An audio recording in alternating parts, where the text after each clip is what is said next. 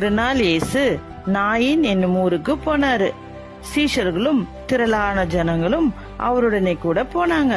அந்த ஊர்ல ஒரு விதவையான தாய் இருந்தாங்க. அவங்களுக்கு ஒரு மகன் இருந்தான்.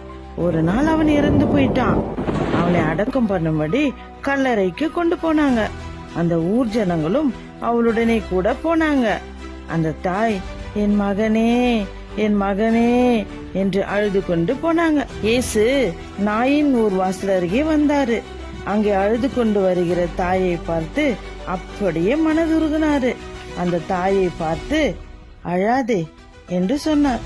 கிட்ட வந்து பாடையை தொட்டார். அவனை சுமந்து கொண்டு போனவங்க அப்படியே நின்னாங்க. இயேசு, வாலிபனே, எழுந்திரு என்று சொன்னார். உடனே மரித்தவன் எழுந்து உட்கார்ந்து பேசத் தொடங்கினான். உயிரோடு எழுந்த அந்த மகனை தாயிடத்தில் ஒப்புவித்தார். அந்த தாய் ரொம்ப சந்தோஷப்பட்டாங்க. ஜனங்கள் தேவனை மகிமைப்படுத்தினாங்க. இதிலிருந்து நமக்கு என்ன தெரியுது? அந்த தாயின் கண்ணீரை துடைத்து மகிழ்ச்சியை தந்த இயேசு நம்முடைய கண்ணீரையும் துடைத்து நம்மையும் மகிழ்ச்சியாக்குவாரு.